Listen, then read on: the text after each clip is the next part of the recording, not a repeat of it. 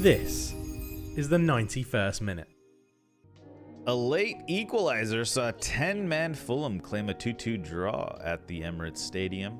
After Arsenal had fought back from a goal down to get in front, 10-man Fulham striked back thanks to a Joao Paulinha goal. Struck back. You can't say that. Hold on. Struck back. Struck back. Stroke back? Is that a word? No. Oh, I thought it was past tense of strike. Stroke? Struck. Okay, 10-man Fulham struck back thanks to a Joao Paulinha goal to see the team share a point. Hold on. Okay, let's slow down, everybody. Get our minds out of the gutter. Milo, what are your thoughts about the Arsenal-Fulham game? First take, disappointing result, and I'll elaborate on that because, social media is in full panic mode, which is just typical social media. I'm just going to ignore that. It's game 3. You are going to draw games in the Premier League. But for me, and I mean this with no disrespect to Fulham at all, but if we genuinely think the expectation, and because of last season, the expectation is higher, if we genuinely think the expectation is we will finish considerably above Fulham in the table, then the expectation needs to be that we beat them at home without issue. If we play them at the Cottage and they turn up and put in a really good performance, I could stomach a draw. I am disappointed with dropping. I consider that 2 points dropped. Winning these games gives you that breathing room, which clearly we need. We saw last year for when you play City or another team that is very close to you in the table. It gives you a little bit of breathing room when you play them, right? So anyway, it was a disappointing result. The lineup again is causing some consternation amongst Arsenal fans. Many reasons for that, but after this game, and we'll get to the game itself in a minute, but I would say this is the first time in about 2 years now that questions are actually being asked about Arteta by fans and pundits, because it's all been praise for the last 18 months plus, right? It's all been very, very rosy. He's doing an amazing job and very good. So now he's trying some things out that not really working, because even in the first 2 games we got 6 points. Great. In my opinion, it wasn't anywhere near as convincing as we'd have seen last season. So obviously it's a new season. You've got different personnel. We are dealing with some injuries. There are players coming back. Obviously Zinchenko and Jesus spring to mind. But yeah, it's questions are being asked about Arteta after this latest formation. Like a lot of questions directed, a lot of grief directed at Havertz. And I don't know if you guys watched the full game. In the first half, Arsenal, to me, it was a real off day passing wise. We were giving the ball away all over the park, and it wasn't just Havertz. He did give the ball away a couple of times, but he's going to be the scapegoat for everybody. Instantly, you can tell, because of how his Chelsea career went, because he's not a highlight reel goal scorer, right? The work he does is going to be much more understated and underrated. But I did think he had a poor game compared to the last 2 games that he's played in. So, the whole team giving the ball away far too much in the first half. The goal in the first minute, again, now I want to touch upon that. Ordinarily, and I said this last year, I think it was Bournemouth. Ordinarily, I would say, I don't really care. Like, first minute shit can happen, right? It can, in football, it can happen. But when I've seen it 3 times now in home games over the course of just over a season, I'm a little bit, I want to be like, what's going on there? There's something that's got to be fixed now. That can't happen anymore. You can't give goals away at home. You just can't do it. So Arteta's got to do something to fix that. So anyway, Fulham take the lead. After that, it felt like one of those inevitable games where we were going to just try to get our way back into it. We'd get one and then we'd get two. That's exactly what happened, but not till Arteta makes some big changes. Trossard, who was pretty abysmal, came off at half time, and Eddie came on. And then in the second half, Fabio Vieira came in, and he, to me, was the standout player for our team. He made a massive difference. And I've been quite harsh and quite critical of Fabio Vieira. But he was really, really sharp when he came on, and he basically was the catalyst for us taking the lead. So 1-1, 2-1, obviously a penalty, which Saka put home, which is great, and not Saka's best game either, by the way. And obviously, he's played 83 games in a row or something crazy. Like he's equal Paul Merson's record, or broke Paul Merson's record. And so you go 2-1 up, you've turned it around, the crowd's on your side, everything's rosy, right? At that point, in my head, it's go for the jugular. I said this to you guys last week against Palace, and I said this against Forest, when Forest got a late goal and made it a little nervy for a few minutes. We have to find a way to be more ruthless. I believe teams above us, that finish above us, or more attacking teams, they will just finish a team off, and then sure, if you can see one, it's 4-1 or 3-1. For me, that's a problem as well. So that's the second problem I really stood out to me is we need to find a way to kill teams off once we've taken control of the match. Instead, we took our foot off the gas, allowed Fulham to have the ball. They won a set piece. No Gabriel in the defense, and really he's the player you want in there when a team like Fulham is throwing set pieces and throwing corners in towards the end of the game. That's when you're going to miss Gabriel the most, and Saliba can only be in so many places at once. So Fulham get a point. I think, again, without lighting the world on fire, I think we were good enough. I think we had enough play to say we deserve the points, but at the end of the day, we made too many mistakes. Yeah, Hoff, any thoughts on that? I'll echo. I thought Vieira was great once he came on. That sub was probably the most important, followed by the Nketiah sub. I also thought Paulinha was overall, he got the equalizer, but I thought he had a very good game overall as well.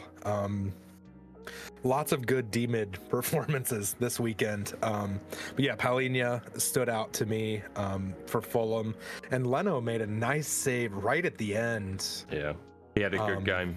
Yeah, former Arsenal keepers having a good game against Arsenal is a pattern that I've seen so many times, by the way. Yeah, but yeah, I caught it like from the second half on, but it was, Paulinha, I wouldn't be surprised to see him elsewhere. I don't know if it'll be this window, depending on how Fulham do come January. I wouldn't be surprised if he left. Yeah, I was surprised he didn't leave this summer. He was in my team of the season at the end of last season. Bit of a surprise pick from there, but yeah, he's a player, man. He's a really good player.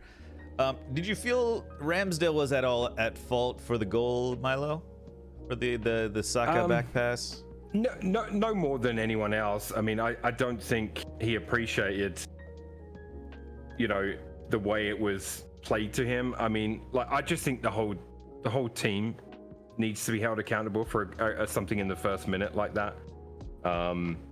And after the scrutiny that will get, I don't expect that to happen again. Is it going to be enough for him to get dropped and Raya to come in? I'm not so sure. I still think it's Ramsdale's to lose. But that performance as a whole won't have done many favors. But I mean, statistically, we did. I didn't look at the stats. I watched the game, but looking at the stats now, we should have won that game comfortably. There's a lot of concerning things in there. I mean, like Hoff said, the sub of Fabio Vieira, and I said that stood out to me as that was a really good substitution. And I think Arteta has shown he can change the game there. That's something that I wanted to see more this season, is that because I think we failed last season at times to, when it's not working, to change it and to change it enough, So I feel like he did that, but then I don't know what my concern is, did he tell the players to take the foot off the gas, or did the players decide to take the foot off the gas? Yeah, I think when you were first mentioning this, earlier, beginning of the segment, in my mind I was thinking, does Arteta think he has like some sort of like magical control? Like he wants to have some sort of control over his team? No, this is just you doing your whole thinking in people's heads for them. No, it's like, like in video games you can go defensive or something, right? Maybe Arteta in his mind is like, think he's got magic powers. I've gone up 2-1. Now I'm gonna go defensive. I'm gonna go back a little bit. I just want to, just see the game out type of thing. Almost like he thinks he's playing in Europe or something. And he doesn't have to get that extra goal. Individual errors, Saka's pass back, Ramsdale, all the rest of it. Zinchenko as well gave the ball away that led to their set piece that led to their goal. But honestly, right from front to back, we just weren't at the races with the passing in this game. Now, I think a lot of it, is to do with the way the distribution is coming out, having Partey come out of right back. I don't like it. I think for me, against United, I go Rice and Partey in midfield. I go 4 at the back. I have Zinchenko doing his role. I bring in Gabriel, Saliba, White. Rice, by the way, was really good again in this game. He was probably our best player. I drop Havertz for the United game. Yeah, let's talk about bring him on. Let's look ahead a little bit. I think you guys are gonna smash us. I really do. If we were in better form, I would have been confident. But I got to be honest, mate. You're not playing well, and I don't think we're playing well. Yeah. So it could be. Do you know what I mean? Like and because of that, I think it's made it a bigger game for both of us. Maybe. Yeah. A bit of question mark. I don't think neither team is playing very well. Yeah. Yeah, we'll talk more about United, but we can talk a little about that game coming up. We have a bit of defensive frailties, and we're not exactly too strong in midfield. It's just like it's not looking great, but who knows? Maybe we can pull something out here. I mean, I was thinking, it's at home, I was thinking we would comfortably beat Fulham, and I don't think that's nasty of me to think that. I think that's the expectation level now, and for better or worse, that's what comes with having a good season. And we talked about it in the summer. Your expectation of Arsenal is now you got to go win it, or at the very least take City a little bit further. But when you look into their points total and all the rest of it, and you realize how almost perfect you have to be, it's a big ask. So I would just like to see the side settled again. And I did read something funny. I don't think this is the case, but you guys might get a kick out of this.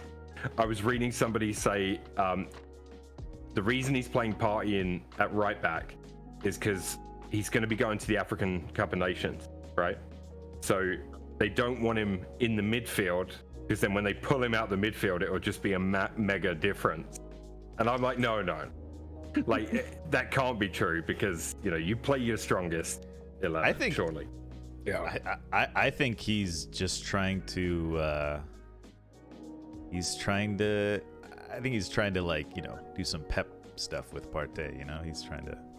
Maybe, but I also, there are people that I do really listen to their Arsenal opinion, and one of those is Arsblog. Which Arsblog, right, from years ago. He's I was listening to the podcast today that they put out, and they were saying that especially James, I forget his handle on Twitter, but James, who's the co-host of that podcast, he's in the press box. He works within football in England, and he covers Arsenal games for whatever publication he works for. And his understanding from within the camp, because he goes to all the press conferences and training and all the rest of it, his understanding is when Zinchenko was back healthy, Gabriel would come back in and everyone would shift over. That was his understanding, but he's also a little concerned about what the deal is with Gabriel. I mean, I don't know. Look, people are going to point fingers and all the rest of it. At the end of the day, 7 points from the opening 3 games.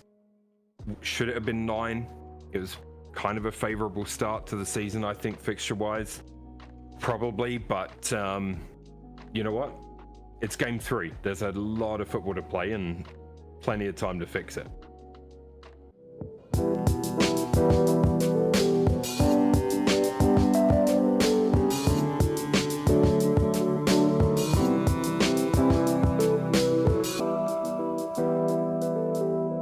Subscribe to the 91st Minute here on YouTube and use the links in the description to follow us on all social media platforms.